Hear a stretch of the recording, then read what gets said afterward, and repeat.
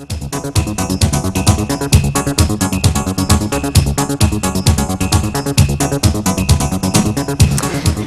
tonight I'm going to be trying to focus on some hands-on strategies for parents, teachers, any individuals who work with children who have attention deficit disorder. I'm not going to go a lot into what is attention deficit disorder or how do I know if a child has attention deficit disorder, because that would be a whole talk in itself, and I really want to get into sort of tips and strategies and hands-on tonight. One thing that we know for sure about attention deficit disorder is that it looks different in different children, but it tends to cause impairments in a lot of different areas. So sometimes when people hear the term ADHD, they sort of think of a busy child who doesn't sit still in school. ADHD is a lot more than that, and it causes difficulties in far more areas than just school. School would be a big one, but it causes problems within the family environment. It causes safety concerns, significant behavioral concerns in at least half of kids with ADHD, difficulty in making friends for some kids with ADHD, even large motor and small motor, handwriting and bike riding, that sort of motor activity can be impaired in ADHD, and adaptive functioning, like getting yourself dressed for school and tying your shoelaces and sort of knowing how to go through the structure of a day. All of these things are impaired by ADHD. So if you look at all those areas of impairment, for a child with significant ADHD, a lot of their world can be problematic, and they really need to be taught and helped with some coping skills in all of these areas. In terms of school, we know that school is certainly impacted in children with attention deficit disorder. We see reduced productivity, and the example I always use, the kids that I work with, they'll often come home with homework assignments such as, I'm going to give you a word and you have to use it in a sentence. And so the word might be cat, and the typical child might write, I have a cat and his name is Fluffy and he is white. A child with ADHD will typically take the fastest way they can through the sentence. So it's I like cats. And the next color's blue. I like blue. I hate red. So it's a 3-word sentence. It's as short as you can get it, and that's even for kids with ADHD that don't have handwriting problems, which are very common. So parents often talk about that as do teachers. If they were to have to do that orally, they might do a better job sort of verbally. Lower achievement in academic areas is more common in kids with ADHD. Poor handwriting in probably 60% of kids with ADHD. Some of that is helped with medication, but not all. And sometimes kids with ADHD have handwriting that looks like it is from a much younger kid. More retention in terms of being held back. Now, some of that data is old because kids are much less likely to be held back now, but certainly more difficulties that would have led to retention. More school dropouts as they get older. And when we look at sort of long-term effects with ADHD, we're looking at fewer children entering university and far fewer university completers in terms of children and adolescents with ADHD. In terms of safety risks, we know that ADHD is a very significant predictor of safety issues. Compared to typical non-ADHD kids, we're looking at double the health care costs. So that's even more than asthmatics. And that's due to 2 to 4 times the risk of injuries. And so that's your kids who say, I'm Superman on the swing, and I'm going to see if I can get this swing to go all around the swing set, and off they fly, and they break an arm or they break a leg, and they end up in emergency. 3 times the risks of poisonings. So I've had kids say to me, I was playing with that chemistry set, and then I wondered what that blue crystal would taste like, and when I was chewing it, I kind of realized this is really burning my mouth, and that's kind of when I thought, maybe I shouldn't have, put that in my mouth. Or the kids that will go out to the backyard and see various berries and pop into their mouth, those sorts of things. So not trying to put something in their body that they shouldn't have, but just sort of accidentally, oh, I wonder what that tastes like. And far more motor vehicle accidents as teens. So we'll talk a little bit later about the immaturity of kids with ADHD, but more likely to drive quickly, more likely to make a last-minute turn, more likely to just be doing impulsive things while driving that lead to safety and traffic accidents. In terms of parenting, children with ADHD are more difficult to parent than, again, your non-ADHD child. They tend to be less compliant with directions and commands. Some of that is because they are more likely to have behavioral issues. Some of that is because truly it went in one ear and out the other when they were given a direction. So when they hear, go get your green boots and put on your school bag and get your lunchbox and put it in your school bag, it's just way too much, and they sort of get the last part of that long sentence, or they get the first part, and so they may look like they're being less compliant when in fact they weren't attempting to do that. They weren't doing that out of stubbornness. It was just too much information and too overwhelming for them. They're far more talkative, and sometimes that doesn't sound like a big deal unless you are a parent or a teacher that spent a great deal of time in a small environment with a really, really talkative child. And all of a sudden it does seem like a big deal. I've certainly had parents say to me, I feel like my ears are going to fall off. We're doing a 6-hour drive to Cape Breton and I can't stand it anymore. Yeah, so I see some people laughing because they know what that's like. So I've had parents say to me, can I get those things like cabs have that put a little blocker up from the back seat? They're not being bad, they're just, oh, look at that, there's an airplane, there's the mountains, the mountains are green, and eventually it's just, I would like some silence. Can be more negative and certainly can be more defiant. And that's about half of kids with ADHD that start to get into being more defiant, more actively oppositional. And the reason for that is because that's that impulsivity factor that we see in kids with ADHD. So again, a typical child, when they hear their parents say it's time to turn off the TV and come up for dinner, sort of takes that split second to think, I don't want to do that, but I might as well do it because if not, I'm going to get in trouble. Where a child with ADHD might impulsively say, no, make me, those sorts of things. And so we have to help them out with that and let them know, there's going to be significant concrete sort of structure and consequences around that. Can be much more demanding, and I was chatting with a mom this week who said in the evenings her child has taken to going, I'm bored, I'm bored, I'm bored, I'm bored. And so that's that sort of demanding, repetitive, entertain me, play with me. They're less able to entertain themselves, moving around from toy to toy to toy, activity to activity, and that can be overwhelming for teachers as well, who will say, it's constantly hand up, another question.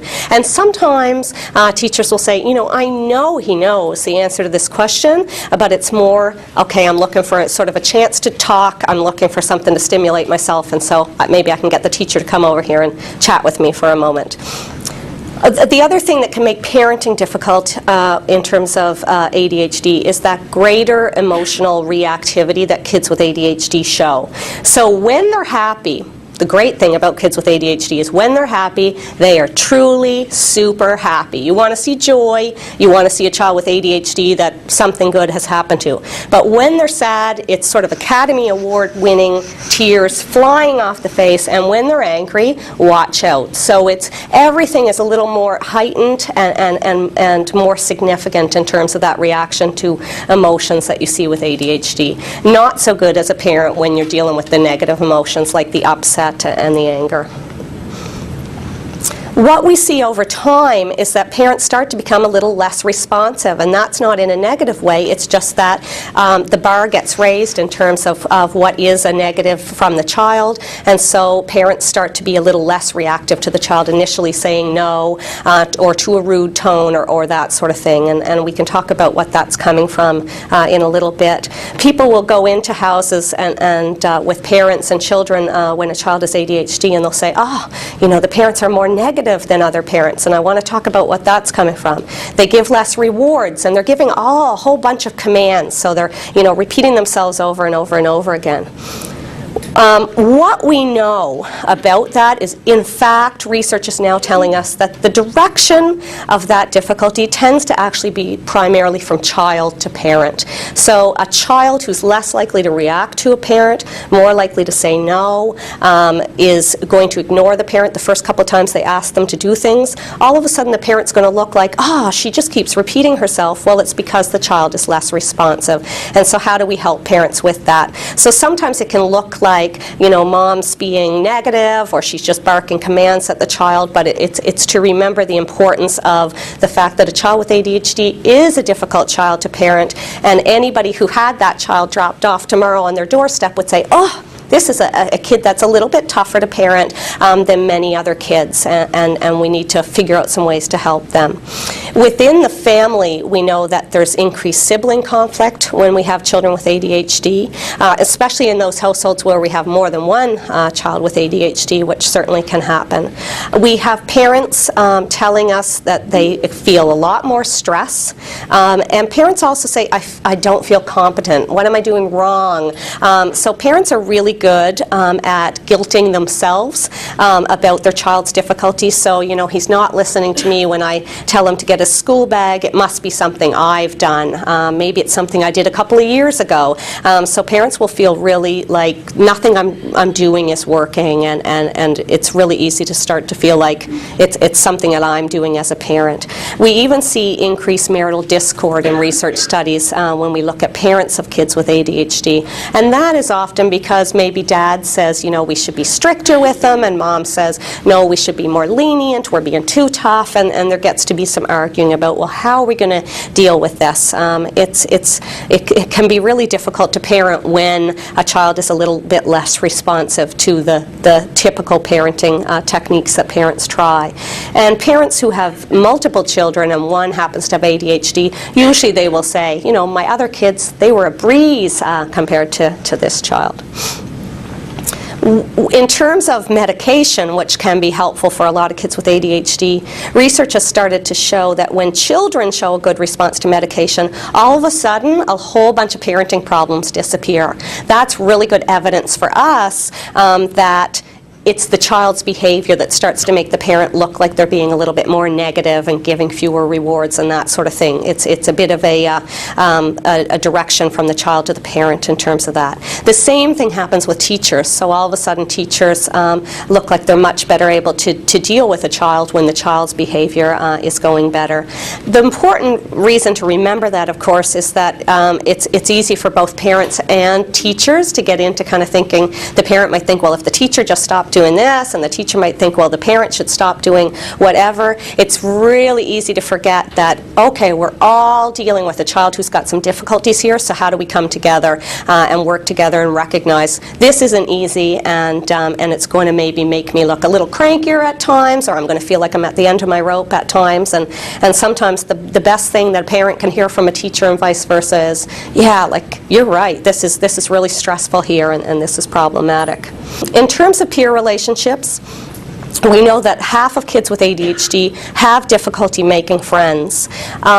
That is because those are the children that tend to be much more intrusive. They tend to be the kids who are aggressive, and they can be just too intense. So they're a bit in other kids' face, and kids don't like that. Over time, you see other kids become less receptive to that. I find in sort of primary and grade 1, kids are pretty accepting, and even if you kick them one day, the next day they'll be your friend again, especially if you happen to live next door. Just whoever's around, that's who they're going to be friends with. By grade 3, especially by grade 4 and so on, kids become much less accepting, and those kids that tend to be really intense and intrusive and bossy tend to have far fewer friends, if any. Then you see a lot of them get into kind of being attracted to the problem kids. because those kids are exciting. So the kid that's, willing to drive his skateboard down the middle of the street into, oncoming traffic, the kid that's, really exciting in the classroom because he's yelling at the teacher, can be very kind of exciting to a kid that likes that stimulation, and kids with ADHD tend to like things that stimulate them.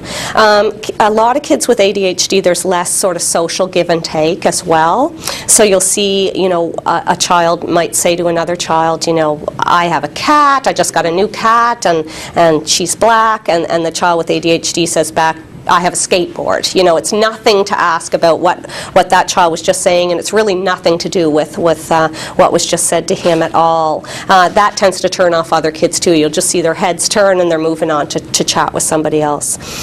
In research studies where they looked at kids with ADHD going away to summer camp, so nobody knew anything about them ahead of time, and none of the other kids knew who had ADHD, who didn't. They found within 20 to 30 minutes kids with ADHD started to be isolated from the other kids, because the other kids were already picking up, this child is bossier, this child's a little more demanding, this child is just too in my face. So it's a really important thing for us to be helping kids with who have ADHD.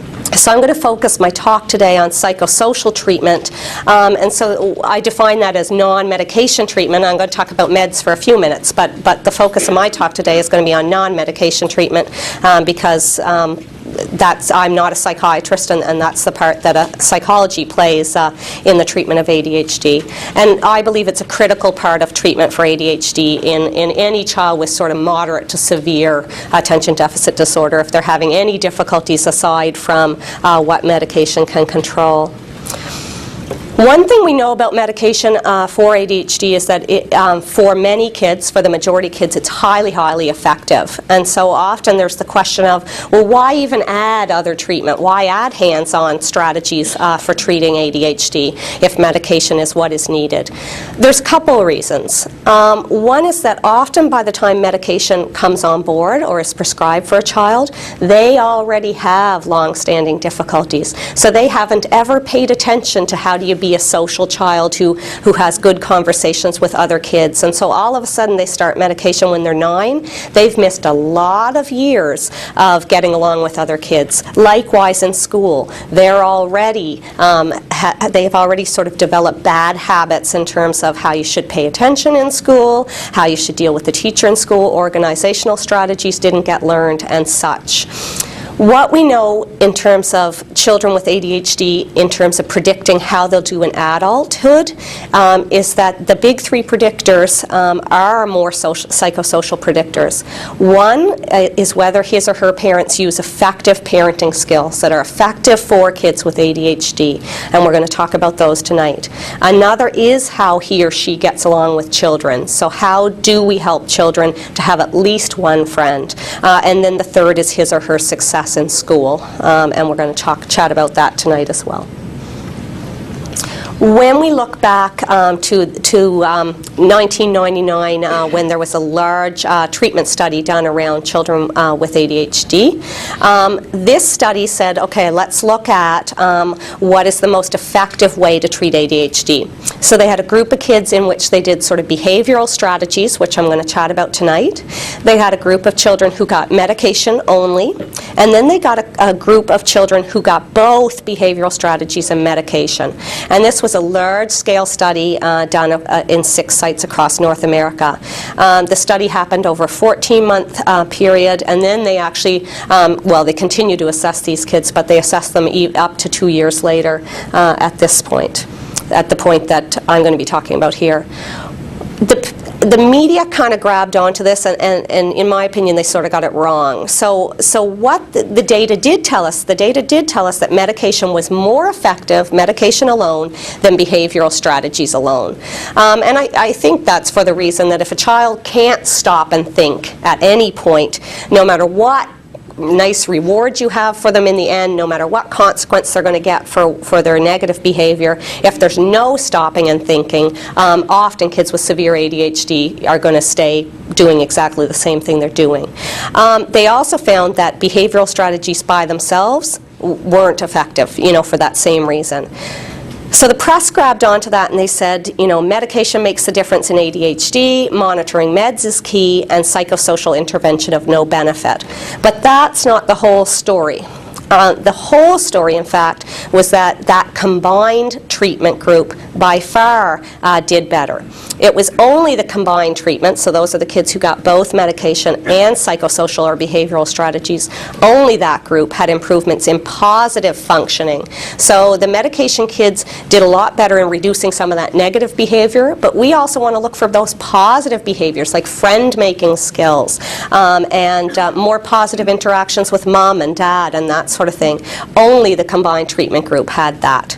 The combined treatment group also was more likely to have kids that clinicians deemed excellent responders. So they rated them as good responders, not so good, excellent. And the kids that were termed excellent responders were in that, tended to be in that combined group.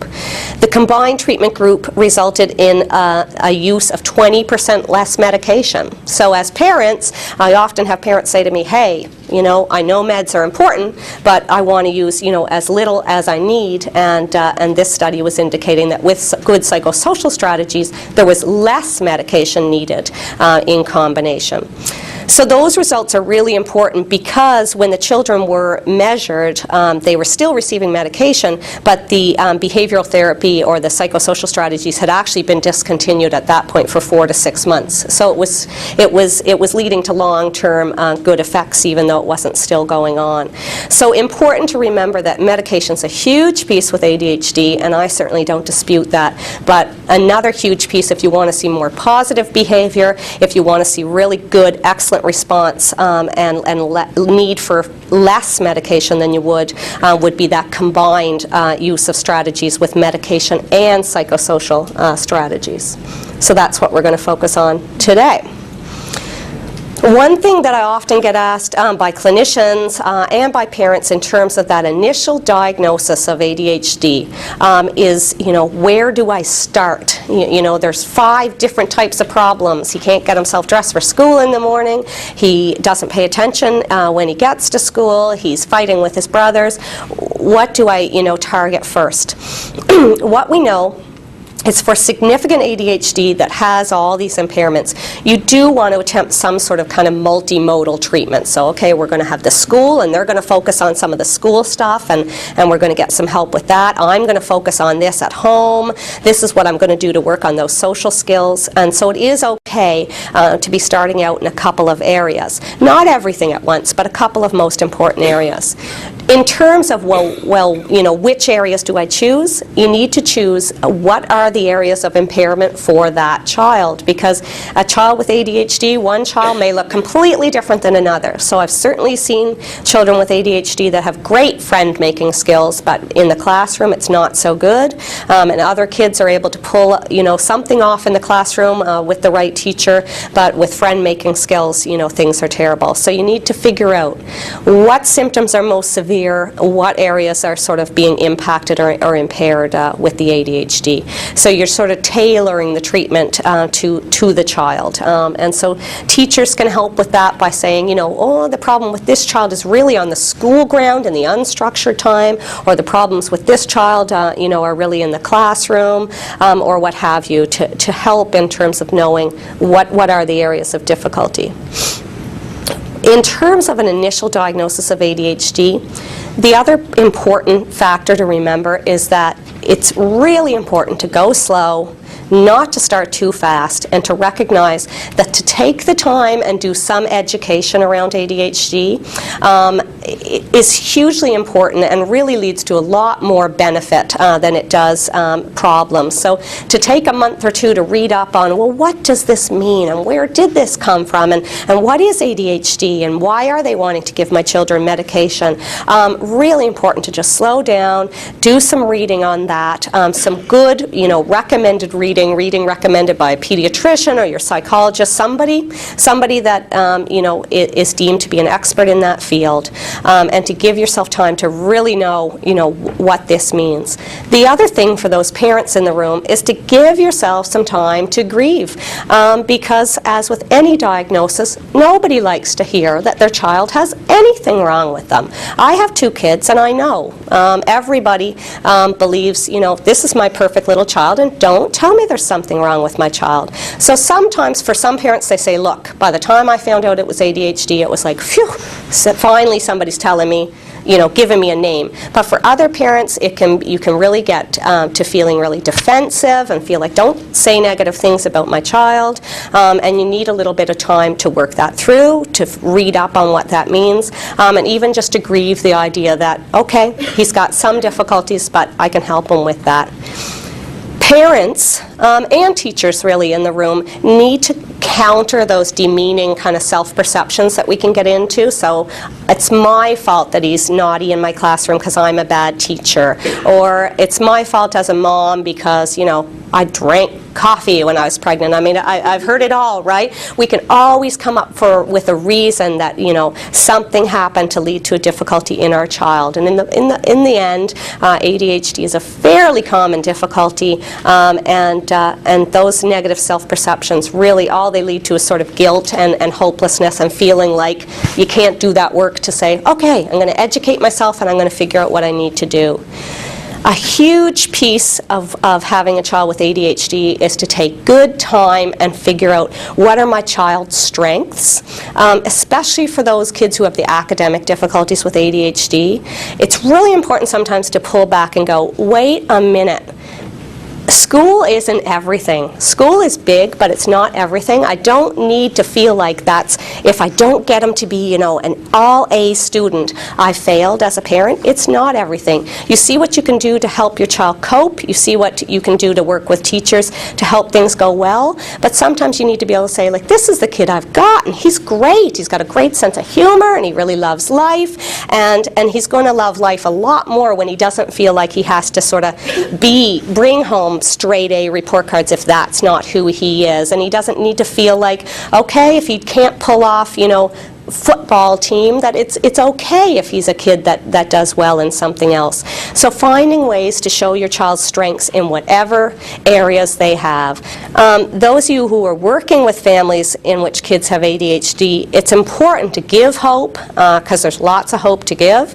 And those of you who have kids with ADHD, it's really important to have hope and recognize that lots of kids with ADHD grow up into fabulous adults that do very well, especially now that we have much better sort of treatment regimens in terms of both medication and psychosocial treatment than we used to have.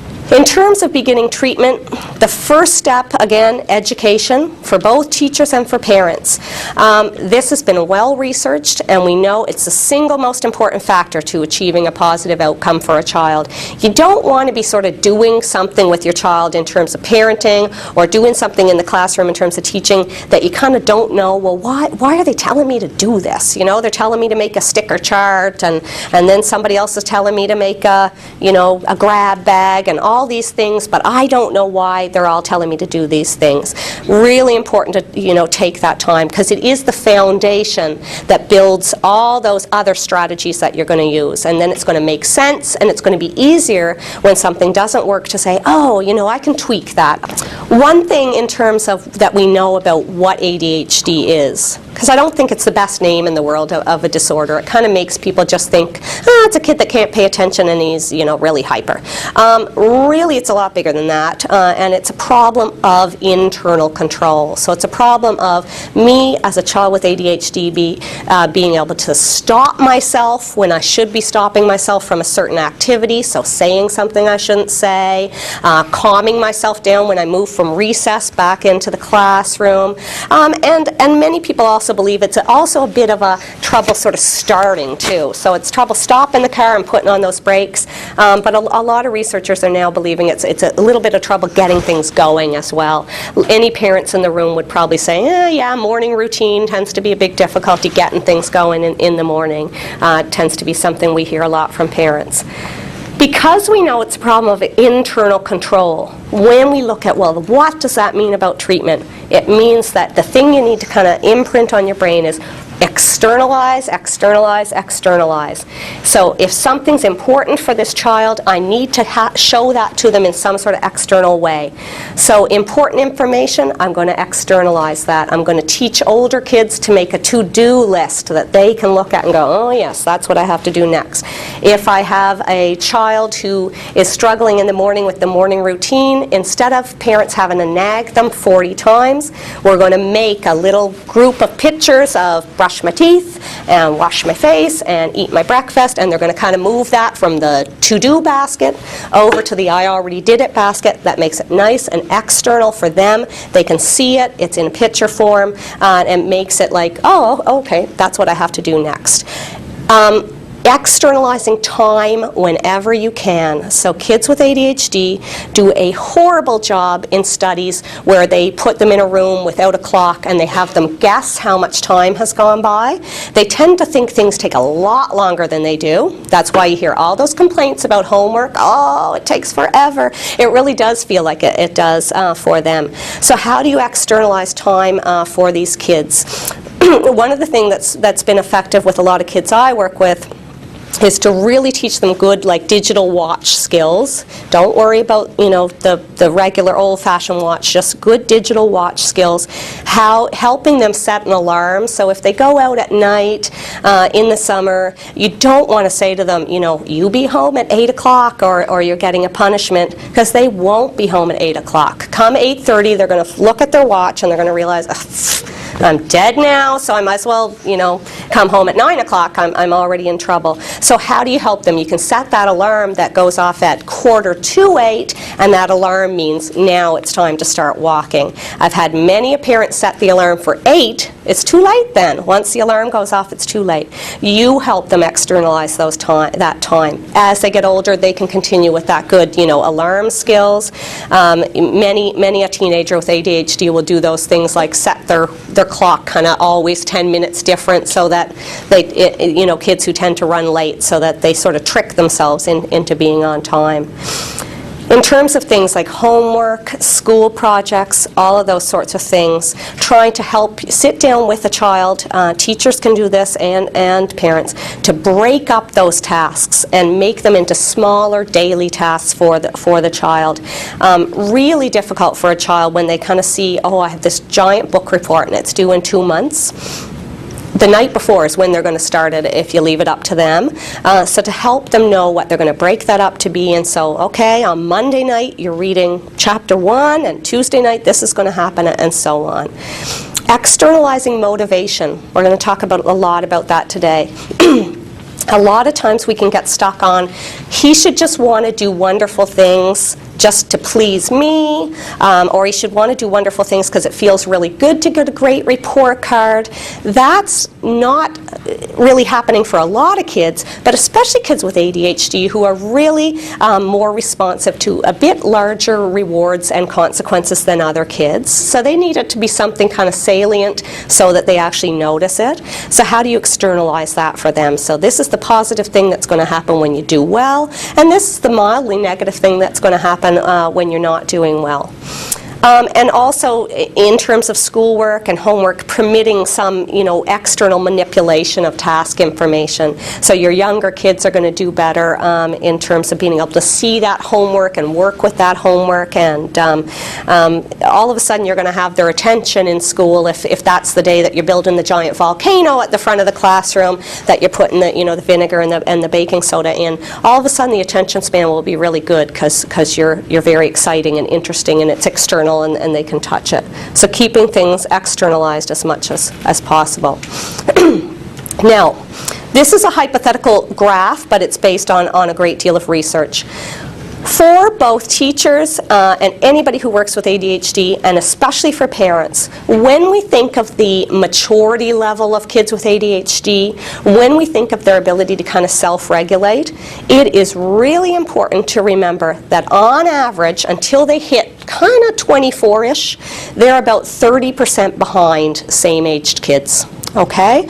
So that means that, when you're working with a 12-year-old in your classroom and you're thinking, he's really immature, like he doesn't seem to have the same maturity level or decision-making skills as the other kids in the class. He doesn't. And he won't until those, sort of mid-20s years. So they are going to be behind. That's important for parents in terms of safety planning.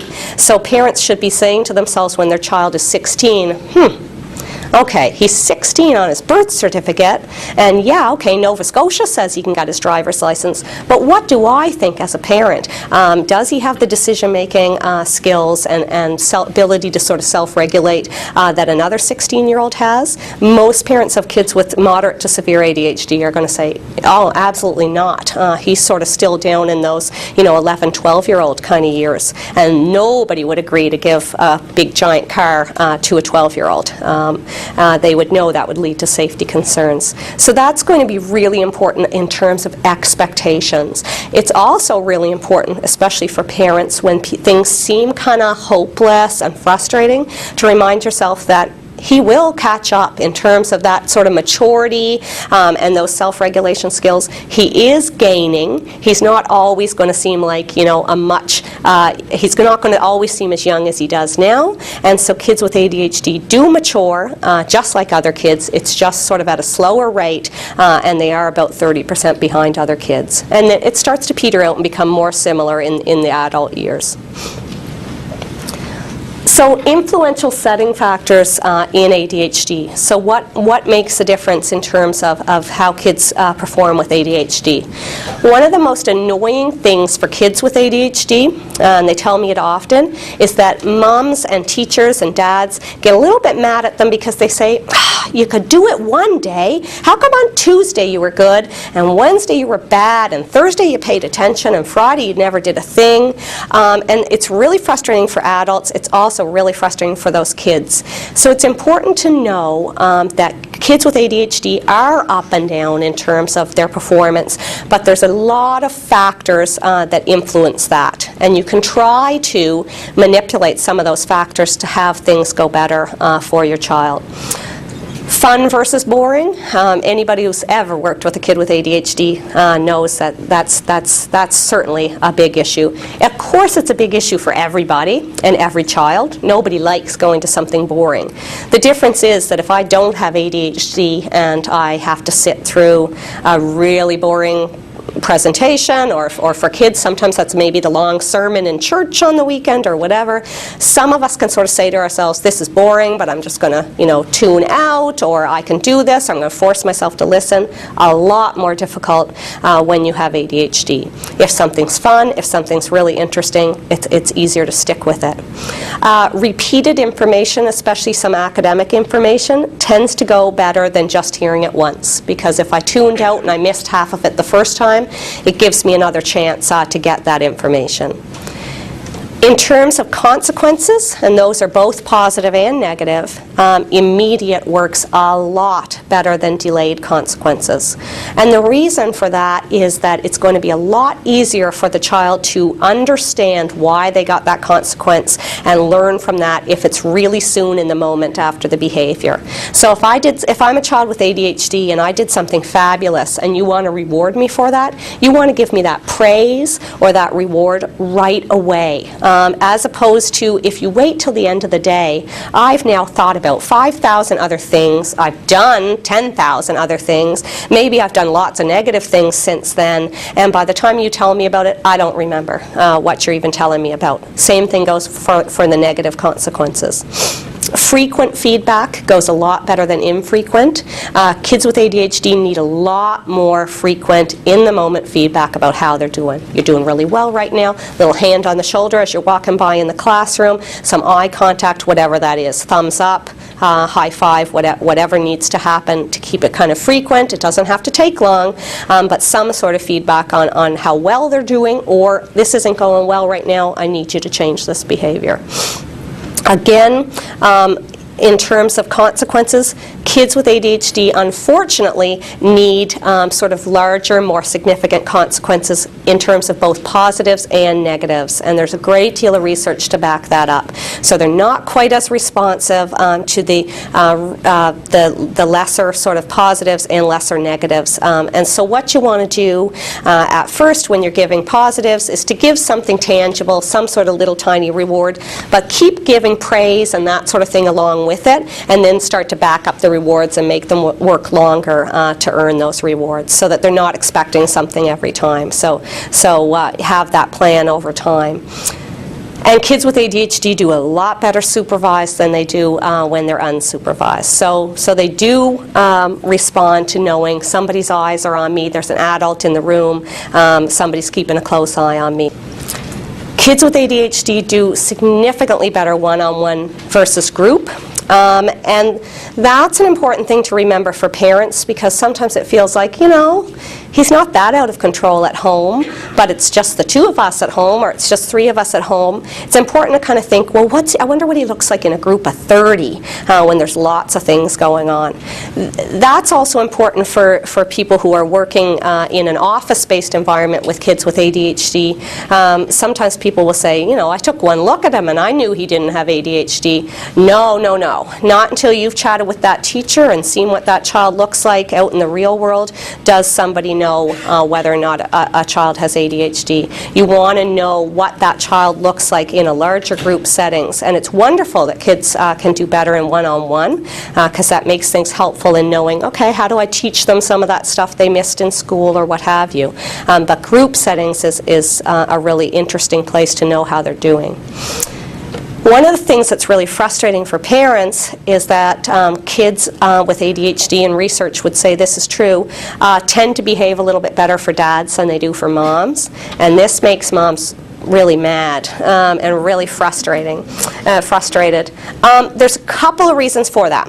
One is that, of course, with older research, at that time, moms just happened to be around the kids with ADHD more, so there was more opportunity for the kid to get a little bit more bored of hearing mom's voice, a little bit less responsive to mom over time, and sort of dad came in, it was kind of exciting, and it was novel, and kids were more responsive in that moment. The other factor that's been known to be an issue for dads versus moms is a voice factor. So dads tend to have a bit more of a lower, sort of a little bit sterner voice, and kids tend to sort of notice that more and be more responsive to that. And lots of teachers have done really well by kind of developing that sort of teacher voice that kind of means like, now it's time to listen to me, you need to hear what I'm saying now. And so I've had some moms who have had great success really just trying to kind of vary the tone of their voice and have a bit more of a sterner and a less questioning sounding voice. So sometimes moms are trying to be so polite that they're saying things like, set the table, please, and it sounds kind of questioning, and it sounds like I'm not so sure. And so it's sometimes moms do well just to kind of remind themselves, I don't need to sound questioning, this is what I expect from my child in this moment, and I can sound really, really sure of myself in giving out that command. Again, novel versus familiar situations, so something that's new for the child tends to be more interesting, it's going to grab their attention, and then highly stimulating is going to go a lot better than less stimulating. And so, again, back to that idea of what's the most interesting thing in the room, and if it happens to be you, because you're doing something really stimulating, you're going to have good attention in that moment, or more likely to. In terms of behavior modification, so if we think back to what those researchers were studying in terms of what worked well when combined with medication, what are the key components? The key components, and this is in the classroom, at the scout meeting, in the home, whatever, it's the same components. One is clear structure and rules. So it's not that, well, one day you can watch TV until midnight, and the next day the TV goes off at 8 p.m., and the next day you can eat your supper in the bedroom, and then the next day you're going to get in trouble for it. Children, especially children with ADHD, really need to know, on weekdays, my night kind of looks like this, and it looks really similar every night, and it's really structured.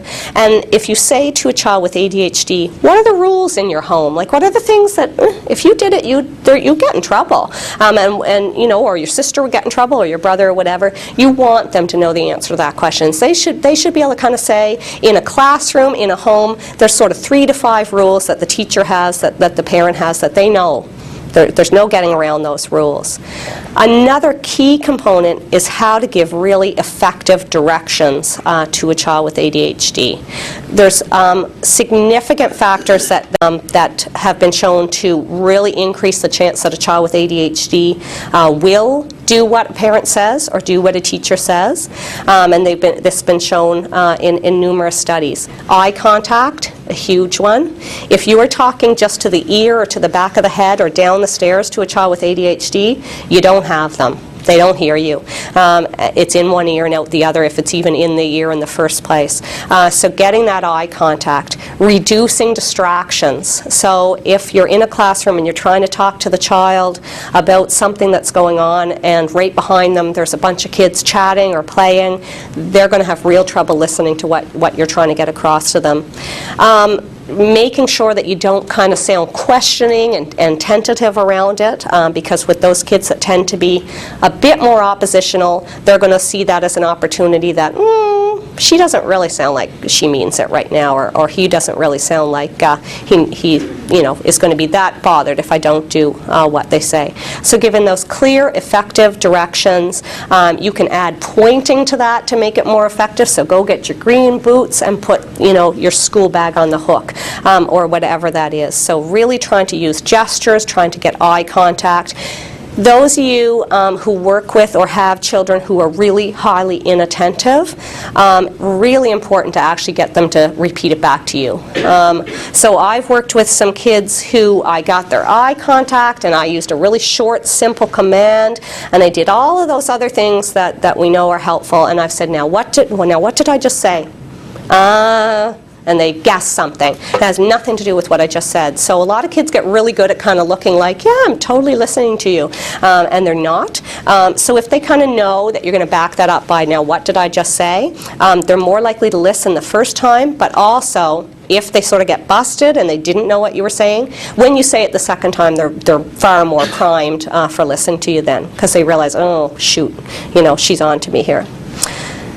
In terms of the consequences, they should be really clear to the child. They should make sense. The child should kind of know, if I do this, this is what's going to happen as a consequence, So if I ride my bike out into the street and I didn't look both ways, my bike's gone for the whole next day, no matter how beautiful it is and sunny, and no matter that I was supposed to go biking with my friends and this consequence happened. Or every time I get a good note home from school, Mom's really proud, she gives me a high five, maybe I'm earning a little token that's going to go towards something, whatever that is. So your child should know. It shouldn't be something that they say, well, sometimes they notice, sometimes they don't.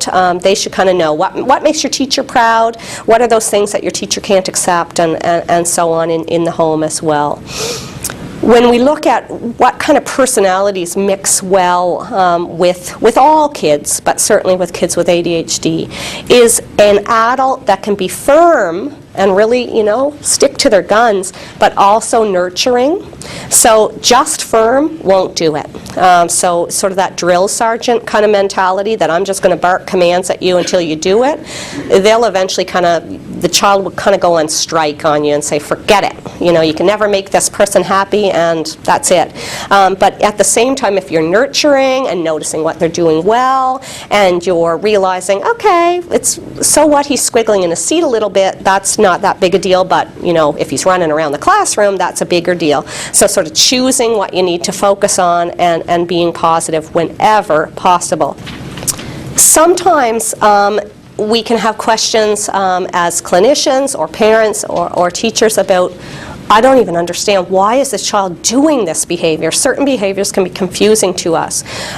Sometimes you need to stop and kind of say, well, let's kind of think about what could be the reasons.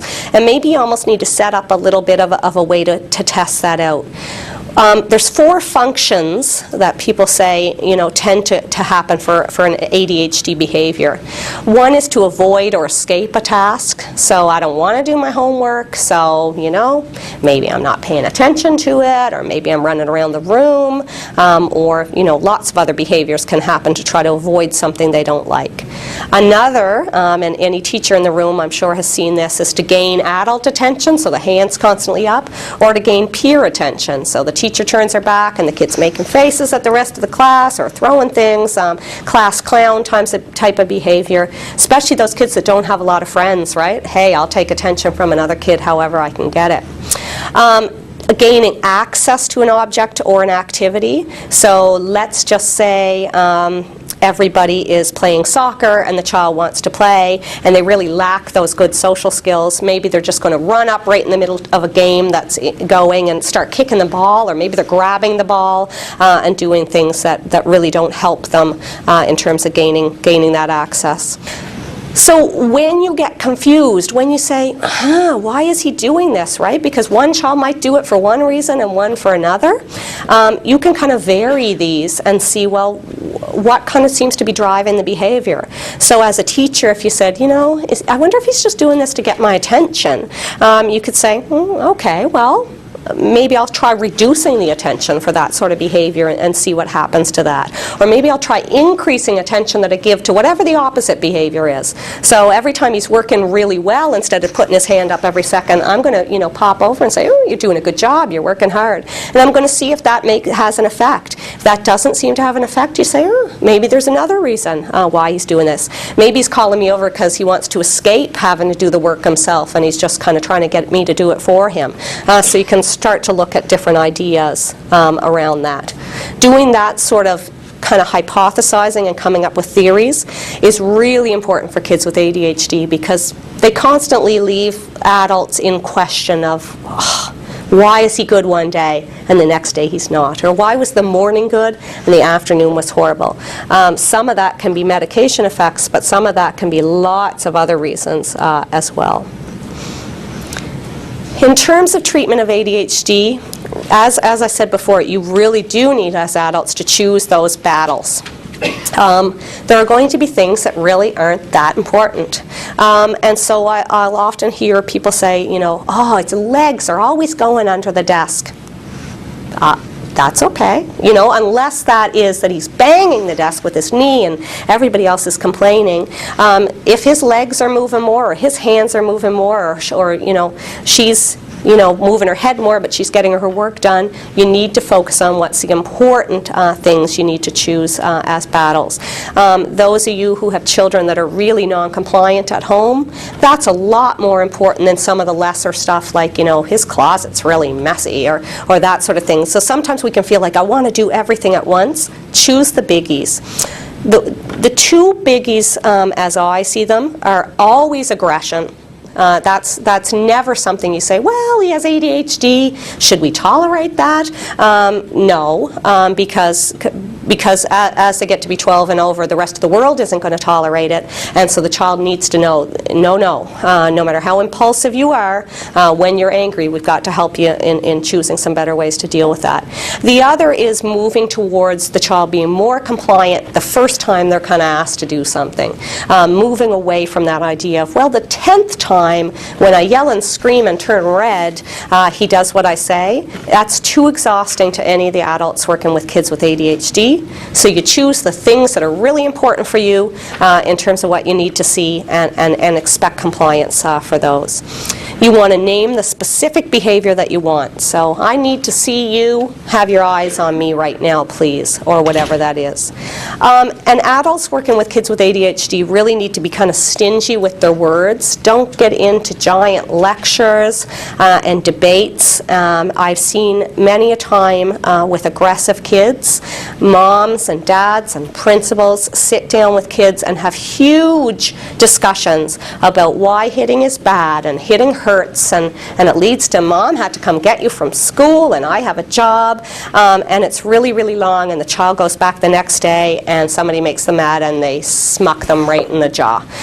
So you waste all that time with all those words, when in reality kids with ADHD kind of know how to tell you what they should do. They have a bigger problem with sort of doing it in the moment, and them knowing that there will be rewards and consequences around that will go a lot further than big giant discussions and debates.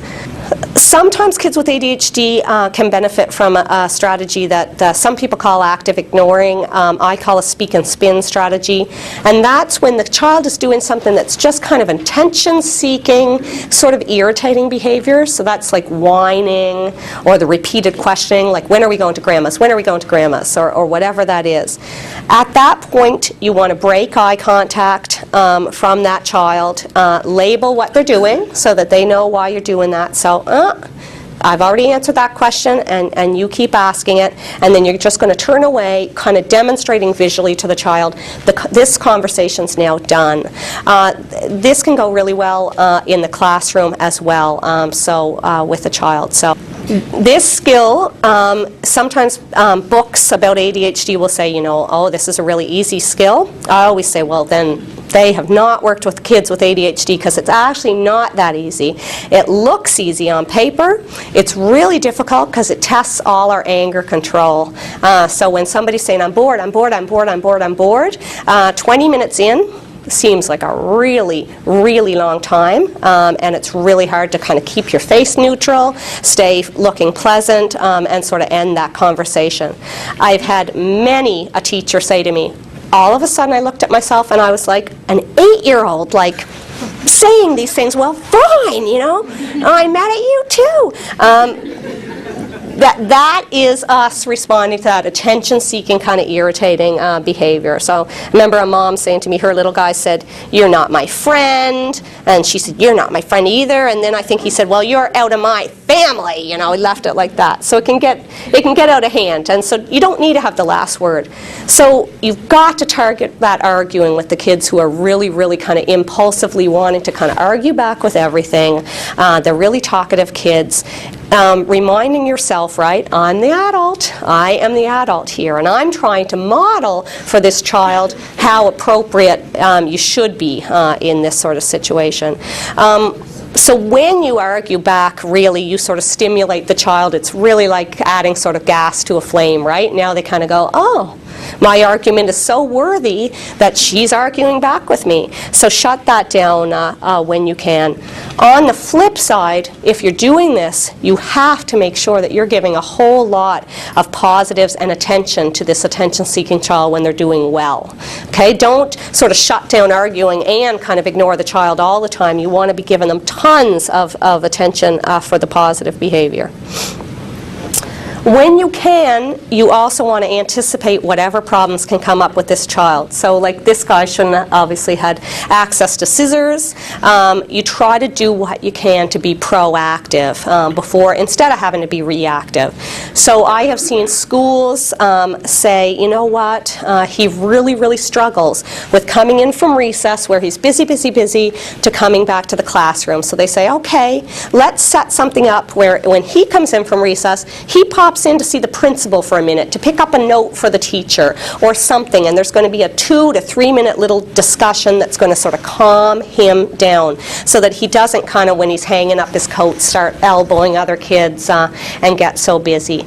Planning for those transitions. They are more difficult for kids with ADHD. So we often expect from kids for them to very quickly move from busy, busy, busy to sit down very silently, or to move from I'm still really angry and nobody's kind of giving me a chance to work that through, and now I'm expected to be happy and friendly and whatever. And then, of course, the idea of kids with ADHD, as with all kids, but especially kids with ADHD, keeping them busy when you can to help them burn off some of that need for stimulation and to burn off that energy level. With kids with ADHD, it's good to think of kind of giving them really positive alternative choices. In terms of home behavior programs, those of you who have been to work with a clinician, a psychologist or a social worker, or sometimes in the classroom with school psychologists, often that will be suggested, and these certainly have been found to be really effective if used correctly. So many rewards, changing them as often as you can, and I term, I made up the next name, so bear with me, but I kind of call it the Donald Trump rule in terms of working with parents, with home behavior programs. Why I call it this is because I always say to parents, if I offer Donald Trump $10 to do something good, he would say, you know, I don't care because I have whatever, he's got $1 billion. So your kids who have, like, they've got their Xbox and their PSP and their Game Boy and their PlayStation, whatever that is, if you sort of say to them, well, you know, if you do a positive thing, you get to earn 10 more minutes on your PlayStation, and they kind of know, I'm allowed on it whenever I want, for as long as I want, that's not a reward to them. You haven't tricked them into thinking that's a reward. Remember to try to aim for first-time compliance, so giving yourself kind of 10 seconds in your brain after you're giving out a command or an idea of something you want to see from the child. Give yourself 10 seconds, and that's what you should be rewarding, is first-time compliance. What are the mistakes that interfere with how kids do? There is talking too much. Again, back to that lecture idea. Long consequences, dwelling on the past, allowing the child the escape. Threats with no follow-through, lots of us are good at that. And then positive reinforcement of negative behavior. So the child begs long enough and we give in, or they get really stubborn and they refuse to do something, and finally we give up and we don't make them do whatever it was. So in terms of treatment, in terms of overview, I just want to say, in terms of when you're helping kids with those social difficulties, a couple of things that I want to point out. Working with them in the point of performance is most important. So teachers, you have a lot that you can do to help kids with social difficulties, because you see it when it happens. Parents, when you see these things when they happen at home, so you have a friend come over, you need to pull the child aside and say, you're being bossy right now, or you're not listening to what he's saying. And remember to externalize whenever you can. Lots of prompts and props and cues. Remember, as both parents and teachers, if you're the most interesting thing in the room, you'll have much better attention from that child than if the other kids are much more interesting than you. Making problem solving and thinking more physical whenever you can. And then trying to strive for consistency. So when I say it, I'm going to do it. I'm going to reward you for this, and this is going to lead to a consequence. And then give yourself a couple of weeks to try it and see how that takes. Is there hope for kids with ADHD? Absolutely. As far as I'm concerned, if you can get the child to the point that the behavioral stuff is under control, so they aren't kids that are defiant and oppositional, which you can get under control, that can change. If you can get the child so that school isn't a place that they hate to be, and they're paying attention as best they can, and at least getting some of that, homework and schoolwork done, then they will do just fine. And hopefully all of you have had the opportunity to know adults with ADHD that have done well.